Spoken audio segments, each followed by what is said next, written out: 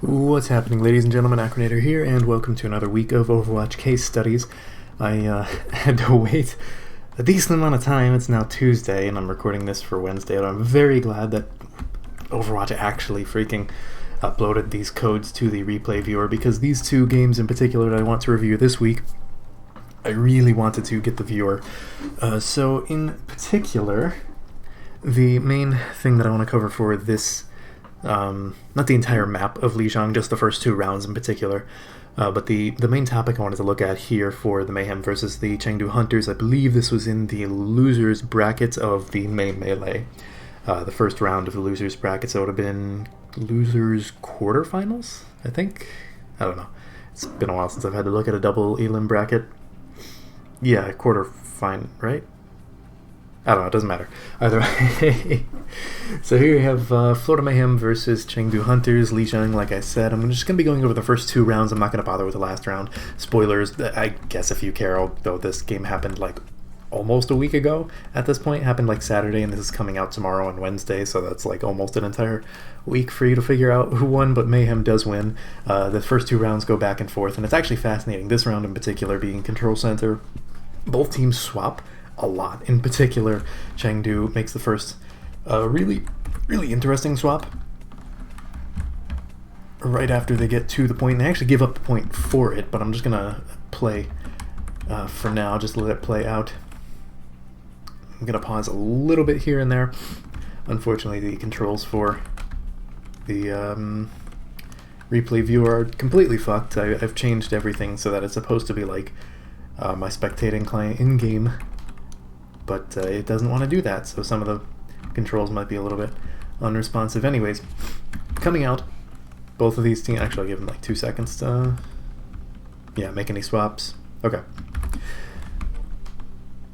Main things you see from these compositions: Chengdu running stereotypical brawl, literally nothing special about it, bog standard meta.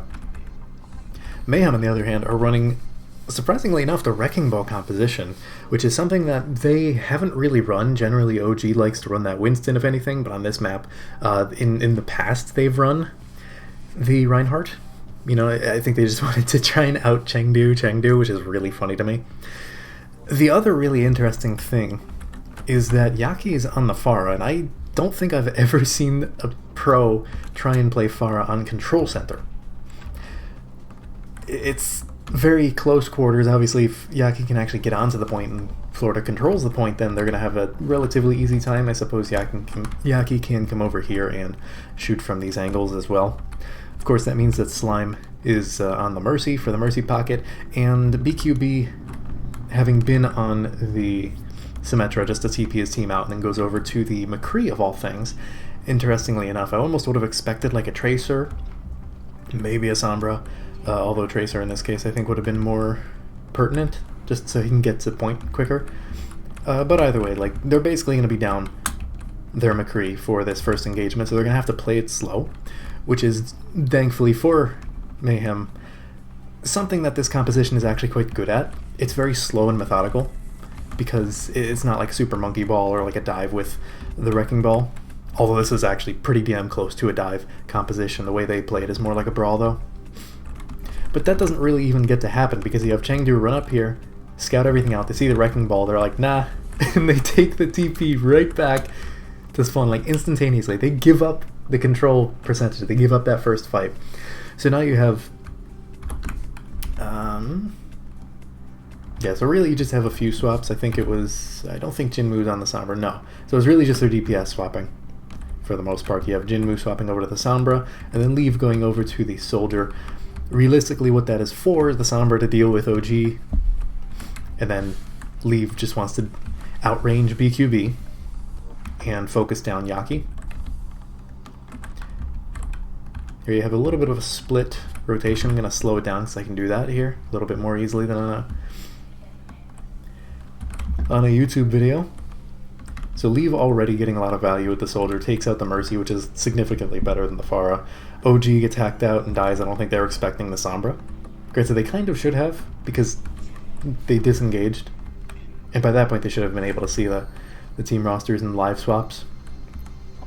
But either way, brilliant swap from the Hunters.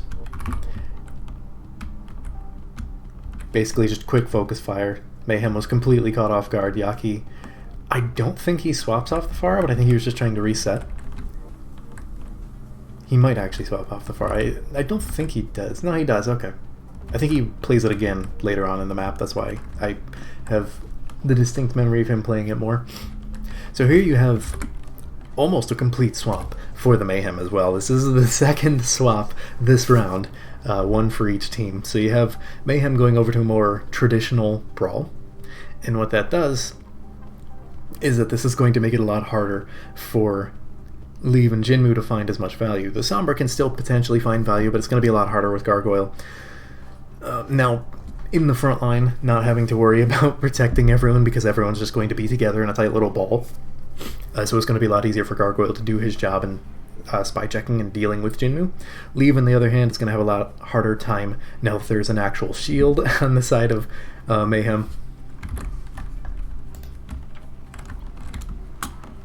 they have this fight just breaking out. Florida takes control of the high ground. I don't even know. I remember that the broadcast didn't catch that either, so I'm curious as to what happened there. Where even was Jinmu? Oh, he was on an aggressive flank. Okay, yeah, so that basically opens up the entire fight because that's a huge portion of Hunter's utility now gone. And they have to try and stabilize, which they're trying to do with Monk's Amp Matrix. But BQB carries. Actually, where the hell was BQB? Is he flanking around, or did he just get a nice shot? I think, no, he just got a nice shot. No, he was. Or no, it was Nisha that was flanking. That's... what the hell? What were they trying to do? I have to see this then. Okay, so Liv was getting low. Nisha goes to peel. Pokes up at the exact wrong time. That's tragic, dude. That wasn't even a terrible play. That was just BQB being in the right place at the right time. That's actually tragic. This is why I wish the Overwatch League would upload these VODs sooner, because like Tuesday's cutting it really close for me. And like if it wasn't a game like this where I really want to see like all the angles, because I know there was a lot going on, then I just watched the YouTube video, which is why I've been doing that. So the next game that'll come, the video that'll come out on Friday, I really wanted to have the viewer. So sometimes I think if I do have a game that I want to save for the replay viewer, I'll save it for the Friday. And if there's a more simple case study that I want to give, probably just watch the YouTube video. So yeah, no real swaps coming in this time around. I believe Hunters, or maybe it was Mayhem. I believe there was one more swap coming in this round. Nice EMP, mine with a shatter. Don't know if they needed the attack visor, but they used it regardless. And that's just Hunters cleaning things up relatively swiftly as well. I guess somewhat unsurprisingly, Jinmu didn't need to swap off the Sombra, although he was having a much more difficult time, specifically with Gargoyle. You could see him just like scouting, and almost every single time Jinmu would get caught out. Now that Mayhem is actually on a more stereotypical brawl, Jinmu swaps over to the Junkrat because he can give that area denial, as opposed to, you know, try denying the area to a Wrecking Ball, aside from, like, you know, maybe getting a lucky trap. Now, the thing going into this fight is that the Mayhem have a lot more ultimates to work with. In particular, they have the Blizzard, which is just a fight-winning ultimate by itself. And they can basically use, you know, one or two more ultimates, ideally just one more on top of that, to clean everything else up. So basically just rinse repeat at this point. You're seeing a more stereotypical brawl from both sides. However, Jinmu is honestly more of the meta pick in terms of flex DPS. You can see him over here just pressuring everyone on the Mayhem off the high ground. Granted, now they have beat and they took out Gaga, so the focus was like capable of being switched over to the Junkrat, because hey, look, we took out their main tank. They're going to be flustered onto point. So just have someone contest point, which they did, which was basically OG's job, and then everyone else collapsed in onto Jinmu all at once. And I believe there's another swap here. Yep, Liv goes back. So you have like full circle for the Chengdu Hunters, where they literally go back to the original composition that they rolled out on, now that the Mayhem are running the composition that the Hunters are expecting them to run. And of course, Liv is going to have a little bit of a difficult time with the Symmetra just because they're running into a point that they don't control, and the Symmetra is much better when you already control the point, or no one controls the point, so you're kind of neutral. But the amount of damage he can output is rather large. I believe Chengdu loses this. This was a very interesting play, and this is part of the reason why I really wanted to have the replay viewer. So that was rather quick, so I'm gonna bring it back and then slow it down to half speed. They have hunters. I'll slow it down when we get over here. Okay, yep. So you have the Ant Matrix. This is really good in terms of teleport. Unfortunately, Jinmu gets melted almost immediately. I kind of want to see what the hell happened there.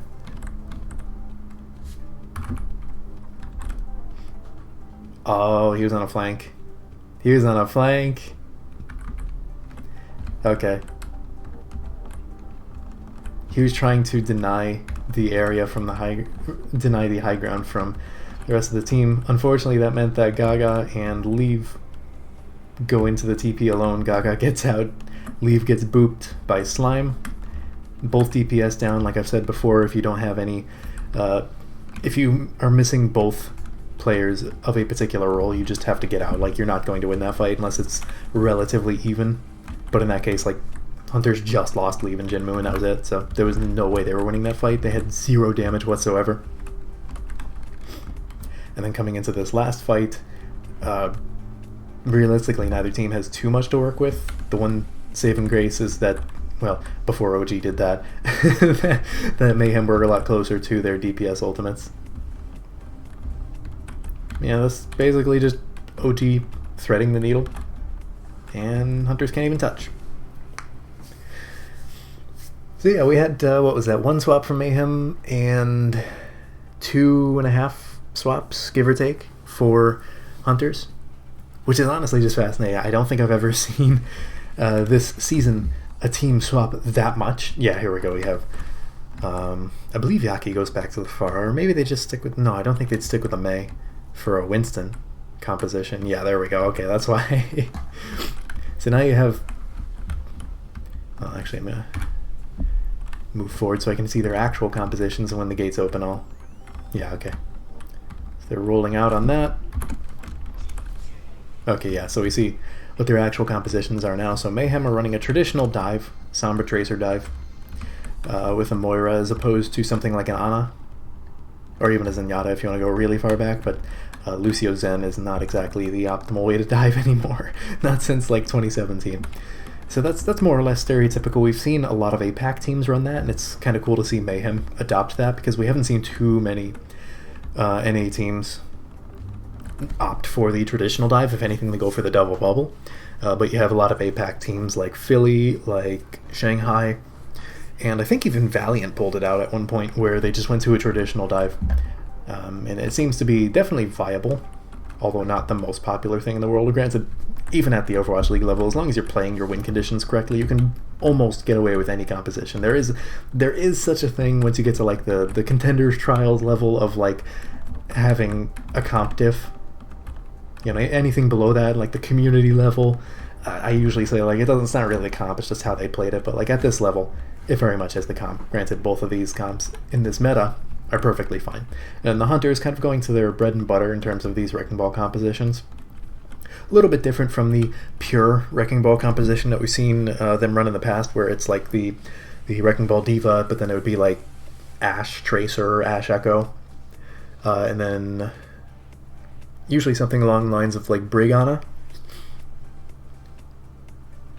Sometimes you'll see like a Brig Zen, but this is more tailored specifically for Gardens because it allows the Hunters to create a huge amount of sightlines, I guess. Crossfire is the word I was looking for. So I guess, sorry for pausing again, but I want to take the time to explain this because there's going to be a lot less comp switches. I think Hunters swap like once, but it's still rather interesting to see like what their win conditions are, and you can sort of understand how and why. I think it is the Hunters that swap once, but there's only 1 swap in this map as opposed to like the last one where there was 4. So basically, How these compositions are played. Dive is just dive. I don't really need to explain that. This composition, the Wrecking Ball composition, I've explained it previously. I think the second or first video I did, I think it was the second video I did for these case studies, is basically Gaga and Leave are going to isolate a singular target, probably in this case the Diva, maybe the Moira, or the Lucio. Everything else on the Mayhem can kind of get out on their own. Actually, Gargoyle can even get out on their own, but if they wait for the booster pack to be gone, they can isolate Gargoyle. Basically, these three members of the Mayhem are what they're looking for, specifically Gargoyle, if they can get him out of cooldowns first. Otherwise, the supports are fine, as long as Gengham Jin is out of Fate as well. Slime is probably the easiest to target, which is not very easy. Usually these Wrecking Ball compositions are not very effective against Dive. They're better against Brawl or Bunker. And then once Gaga and Leave isolate a target, the rest of the hunters will focus them down. In this case, it's really just Jinmu and Monk. Monk probably going to be looking for anti-nades, and Jinmu just has to spam them out. In the meantime, Jinmu just does a lot of poke damage to create that crossfire to attempt to split attention. Granted, no one on Mayhem can even deal with Jinmu, so it's basically just free firing for him for the time being. And that's going to be the last time I pause for at least a little while. I don't want to pause too much. I hate doing that. It feels too slow, feels too rambly at times. The best way to keep my rambles in check is to just let the game continue out. Yeah, there you go, you have a crossfire. Like, there's just nothing on the Mayhem that can deal with Jinmu at this moment in time. I think they might swap, like, BQB over to the McCree or something. Beautiful anti-nade from Monk. And keep in mind, like, a lot of the hunters were getting low in health, so, like, they don't have a ton of sustainability with a Mercy and an Ana. If they had something like a Brig, then they'd have a little bit more consistent heals for that main support, but because Nisha is going to be up in the sky for the vast majority of these fights, it's going to be really difficult for them to take prolonged engagements. Granted, Dive, like the Mayhem are running, isn't very good at sustained fights either, but they're going to be better at it than the Hunters, which is ironic, because this composition that the Hunters are running and the way they're playing it, I would consider more of like a Brawl comp. It's a very niche Brawl comp, but it plays more like a Brawl than it does a Dive. Actually, this is a really cool position for BQB to be in. I don't think I've noticed, well, there's not been too much Sombra play outside of like Jinmu and BQB occasionally, but it's a really good, really interesting position there. Smart, because he's not going to get spy checked because the rock's protecting him. Granted, it didn't matter, because they just got dove on and anti-naded. Monk died. Actually, it doesn't even matter there because he got rezzed. So now you just have like Mayhem struggling to get really any amount of value. I mean, hell, even Gengham Jin is like really low on his coalescence charge, relatively speaking. You know, the closest one to their ultimate on the Mayhem is Yaki with their Tracer, just because like he can't get any value whatsoever. He's not finding kills. He's not finding damage or whatever. Yeah, they just have nothing to do with Jinmu still. Actually, does this go 100 to 0? It might. I believe the final... No, I think the final fight lasts for a really long time.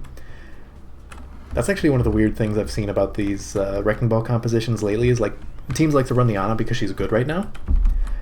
But it's kind of awkward, because who do you nano? I guess you could nano Leave, you can nano the Diva, but nanoing a Diva is kind of funky.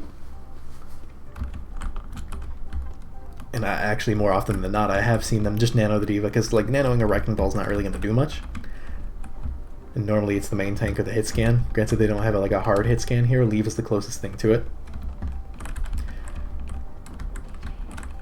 Yeah, now you just have this like giant staggered fight. So I'm actually going to back this up a little bit and then slow it down to 75%. So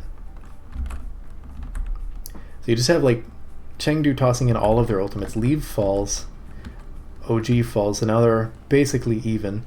BQB trying to harass Elsa, I think that was? Yeah, Elsa getting hacked up, dead. So Hunters now are missing their off tank, but they have Leave back. And the Mayhem are just missing their main tank, but OG's coming back on the ball. Hack and focus fire. Actually, not even hack, that was AMP. Gaga gets focused down, but Slime gets taken out by Jinmu, who's just kind of doing Pharah things at this point. This isn't the worst thing in the world if the Hunters lose the point, and they kind of realize that and just disengage. And I believe like the final fight in this series just goes on forever as well. It might even go up to 99.99. That might have actually been the reason why I decided to pick this. I usually just write down notes for maps as I'm watching it live. But anyways, because that fight dragged out for so long, you have neither team really has too many ultimates. They have a couple here and there, but nothing really. Hunters probably have the better array of ultimates, not just because they have more, but just like they have better things to combo with. They can like minefield to area to deny an area, and then Jinmu can just barrage people who are stuck in certain places. They do have to focus on Gargoyle before they can barrage, however, and I don't think he does. No, Gaga just minefields in the back. Leaf falls, but that's less valuable than OG falling. Nanoing Jinmu for a barrage, but they didn't get Gargoyle out of mech, so he didn't get anything with the barrage, but he ends up finding Slime. So both supports are now gone for the Mayhem, and then everyone else are just trying to stall as much as possible. You see Gargoyle using the bomb just to remech so he can stall as much as possible. BQB now gone. OG's about to die, probably. No, he runs out and gets the Mega Health Pack. Yaki falls. I'm going to move this back down to 75% to try and keep up with this. OG gets Minefield, uses it. Actually, in all of that chaos, the Hunters reflip the point back in their favor. I didn't even notice that. When did this happen? Okay, so right when OG was going to get the health pack, Gargoyle gets off the point. And he was the one who had to stall. That's tragic. So this all of a sudden became do or die for Mayhem. For this round, not for the entire map. Yeah. OG cycles back around to get another Mega, as well as giving Gangnam Jin some ult charge. Stalling out, uses mines. Gargoyle is back.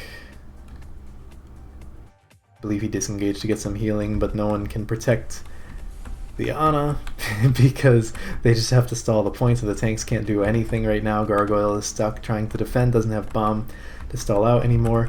The tanks of Chengdu are on the points, really close to ending the round there, but I think it goes on for a little bit longer. Yeah.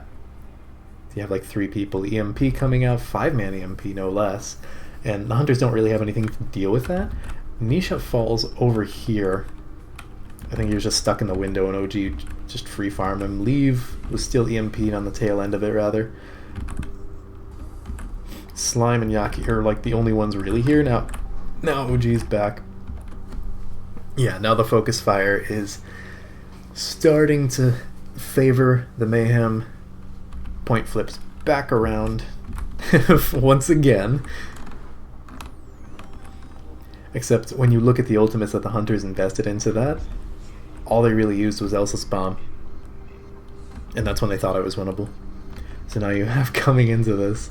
Yeah, Monk swaps over to the Moira, and I think he just sticks onto it. The only real major swap for Mayhem was OG's Wrecking Ball. Both teams lose their flex support, but losing the off tank is probably more valuable, so the Mayhem have to... Or sorry, the Hunters have to take either a careful engagement, or Nisha can do that. I don't even know what's happening, man. There's like 5 million fights happening all at once. But in all of that, yet again, the Mayhem get off the point. They weren't... I don't know if you could constitute that as a C9. Let's see, yeah. So the mines come in. Gargoyle wants to contest, but can't really. Has to get off. Goes back in the window. Touches once again, but no one else gets onto the point because everyone else is dealing with the ulting Pharah. Now Gargoyle is low, has to bomb, but gets killed. Finds Nisha. What is happening? And now it's basically just Yaki and Slime, and that's not the easiest thing to deal with. Although, to be fair, Gangnam Jin gets off a really nice nano boost, takes out Monk. Slime falling, that's going to be a large portion of the stall now gone. BQB is so low, and he's not really going to be able to be there, although he gets a decent EMP. Everyone's really low on the side of the Hunters. I'm going to bring this back down to 75%. Mayhem trying to bring it back, but the DPS on Chengdu are trying to stall it out at the very least. You have Gaga over there for reasons.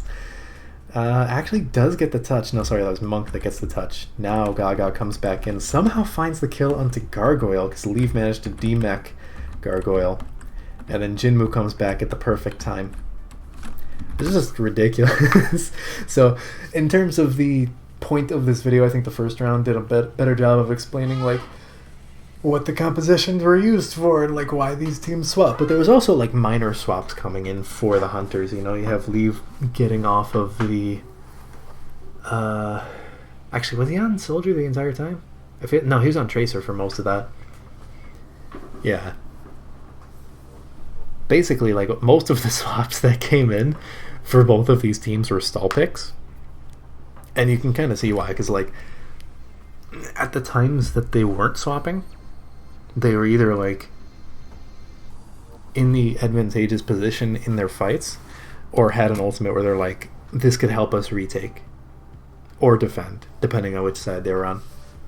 And then eventually just slowly devolves into, like, Wrecking Ball, D.Va, Moira, Lucio, Soldier, and then either Tracer or Sombra. I think the first round was more pertinent to the main topic. So yeah, I hope you enjoyed this analysis video. I hope it was insightful and interesting to see examples of when Overwatch League teams swap as often as that, because usually they'll just stick to one comp for like the entire map, maybe make like a few swaps or a really early swap, but especially in Control Center you saw both of these teams making like almost full-sale swaps for completely different compositions, practically counter-picking until it eventually got over to the main brawl that I think both teams were kind of expecting at the very beginning, and no one really got until halfway through Control Center. So anyways, yeah, I already said like and subscribe and all that shit. Let's see, what the hell am I saying? Right, there's going to be another video coming out on Friday at noon EST. I'll keep the topic secret for the time being. No point in spoiling it quite yet. It should be rather interesting. The entire game that I'm thinking of was pretty damn fun to watch. So that's the one spoiler, which is basically the entirety of the May Melee, so I don't think that really narrows anything down too much. Anyways, that's all I've got. See you Friday for that video, so until then, don't die.